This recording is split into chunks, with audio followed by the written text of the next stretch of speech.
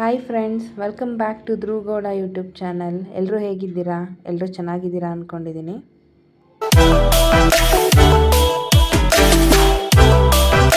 ಇದು ಬಂದು ವೆಡ್ನೆಸ್ಡೇಯ ವ್ಲಾಗ್ ಆಗಿರುತ್ತೆ. ನನ್ನ ತಂಗಿ ಮಗುಗೆ ತೊಟ್ಲು ಶಾಸ್ತ್ರ ಮಾಡಬೇಕಿತ್ತು. ಹಾಗಾಗಿ ಅವ್ರ ಅತ್ತೆ ಮನೆ ಕಡೆಯಿಂದ ಅಕ್ಕಿ ಎಣ್ಣೆ ಎಲ್ಲ ತೊಗೊಂಬರ್ತಿದ್ರು.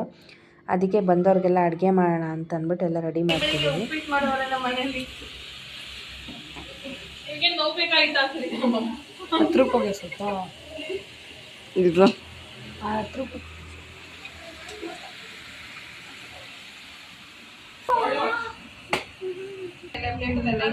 ಇವ್ರು ತಿಂತವ್ರೆ, ನಾಷ್ಟ ತಿಂತವ್ರೆ.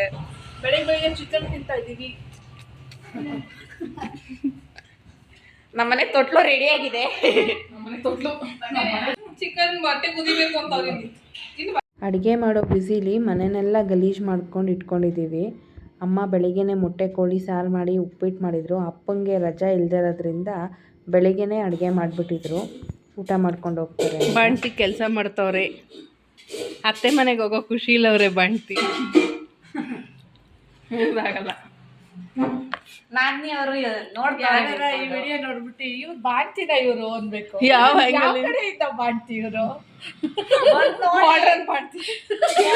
ಕಿವಿ ಕಟ್ಟಿಲ್ಲ, ಸಾಕ್ಸ್ ಹಾಕಿಲ್ಲ, ಸ್ವೆಟರ್ ಹಾಕಿಲ್ಲ, ಮಾಡ್ರನ್ ಬಾಣ್ತಿ. ಪಾಪ ಅವರೇ ಕೆಲಸ ಮಾಡ್ಕೋತಾವ್ರ. ಯಾರು ಹೆಲ್ಪ್ ಮಾಡಲ್ಲ. ಏನ್ ಮಾಡೋದು? ಇಂತ ಅಕ್ಕ ಇಂತ ನಾದ್ನಿದ್ರೆ ಹಾಕೊಂಡ್ ರುಬ್ಬಕ್ಕ ಅವಳಿಗೆ ಹಾಕೊಂಡ್ ರುಬ್ಬಕ್ಕ.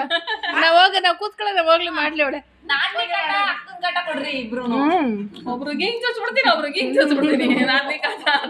ಅಕ್ಕನ ಕಾಟ ಕೊಡಕ್ ಬಂದ್ರೆ ಹಿಂದಿನ ದಿವಸನೇ ಅಡುಗೆಗೆಲ್ಲ ಏನೇನು ಬೇಕೋ ಎಲ್ಲ ರೆಡಿ ಮಾಡಿ ಇಟ್ಕೊಂಡಿದ್ವಿ. ಈಗೆಲ್ಲ ರುಬ್ಕೊಂಡು ಒಗ್ಗರಣೆ ಹಾಕ್ತಾ ಇರೋದಷ್ಟೇ. ಹಂಗಾಗಿ ಬೇಗ ಬೇಗ ಕೆಲಸಗಳಾಗ್ತಿದೆ. ನನ್ನ ನಾದಿನಿ ಮಟನ್ ಸಾರು ಮಾಡ್ತೀನಿ ಅಂತ ಅವ್ರು ಮಟನ್ ಸಾರು ಮಾಡ್ತಿದ್ದಾರೆ. ಇವ್ರು ಮಾಡೋ ಸಾಂಬಾರು ಟೇಸ್ಟು ತುಂಬ ಚೆನ್ನಾಗಿರುತ್ತೆ.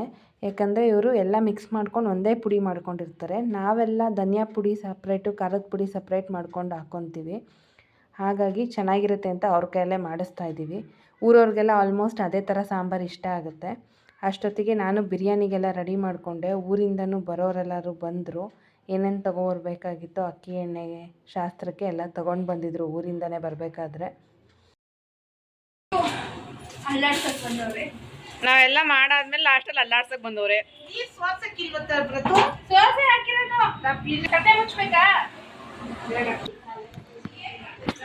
ಊರಿಂದ ಬಂದವರೆಲ್ರಿಗೂ ಜ್ಯೂಸ್ ಕೊಟ್ವಿ. ನನ್ನ ನಾದಿನಿ ಸ್ವಲ್ಪ ತರಲೆ ಮಾಡ್ತಾಯಿದ್ರು. ಹಂಗಾಗಿ ಅವ್ರಿಗೆ ಸ್ವಲ್ಪ ಜ್ಯೂಸ್ ಜೊತೆಗೆ ಬೇರೆ ಜ್ಯೂಸ್ನು ಮಿಕ್ಸ್ ಮಾಡಿದ್ವಿ. ಸ್ವಲ್ಪ ತಲೆನೋವು ಅಂತ ಮಲ್ಕೊಂಬಿಟ್ಟಿದ್ರು ಅವರು. ಎಲ್ಲ ಅಡುಗೆ ರೆಡಿಯಾಗಿತ್ತು. ಮುದ್ದೆ ಒಂದು ಮಾಡಬೇಕಿತ್ತು. ಹಂಗಾಗಿ ಮುದ್ದೆ ಮಾಡ್ಕೊತಾ ಇದ್ದೀವಿ. ಮನೆ ತುಂಬ ಜನ ಇದ್ದರೆ ನೋಡೋಕ್ಕೂ ಚೆಂದ, ಟೈಮು ಹೇಗೆ ಹೋಗುತ್ತೆ ಅನ್ನೋದೇ ಗೊತ್ತಾಗಲ್ಲ, ಅಷ್ಟು ಚೆನ್ನಾಗಿರುತ್ತೆ. ಹೋಗ್ಲಿ ಬಾರ, ಇವಾಗ ಮಾಡ್ತಾರೆ.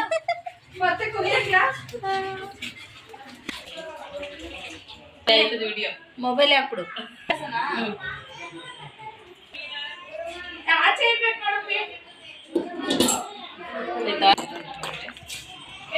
ಅಡುಗೆ ಎಲ್ಲ ಮಾಡಿಕೊಂಡು ಮಾತಾಡ್ಕೊಂಡು ಕೂತ್ಕೊಂಡು ಆಲ್ರೆಡಿ 1:30 ಆಗೋಗಿತ್ತು. ಹಾಗಾಗಿ ಎಲ್ರಿಗೂ ಊಟಕ್ಕೆ ಕೊಡ್ತಾಯಿದ್ದೀವಿ. ಊರಿಂದ ಬಂದಿದ್ರಲ್ಲ ದೂರದಿಂದ, ಹಂಗಾಗಿ ಟೈಮ್ ಆಗುತ್ತೆ, ವಾಪಸ್ ಊರಿಗೆ ಹೊರಡಬೇಕು ಅಂತಂದರು.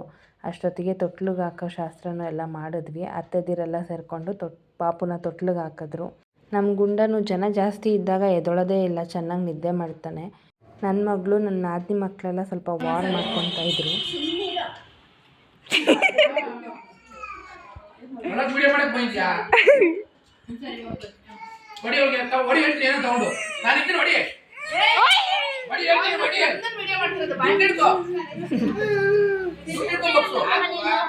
ಇವರು ಚಿಕ್ಕಪ್ಪನ ಮುದ್ದಿನ ಮಗಳು. ಇವ್ರಿಗೆ ಚಿಕ್ಕಪ್ಪನ ಸಪೋರ್ಟ್ ಇದ್ದರೆ ಕೊಂಬಂದಂಗೆ ಆಗುತ್ತೆ. ಹಂಗಾಗಿ ಆ ಹುಡುಗರಿಗೆಲ್ಲ ಬೈಸ್ಕೊಂಡು ತರಲೆ ಮಾಡ್ತಿದ್ದಾರೆ. ಹೀಗಿತ್ತು ನಮ್ಮ ವೆಡ್ನೆಸ್ಡೇ ವ್ಲಾಗ್. ಇಷ್ಟ ಆಗಿದ್ದರೆ ಸಬ್ಸ್ಕ್ರೈಬ್ ಮಾಡಿ. Thank you.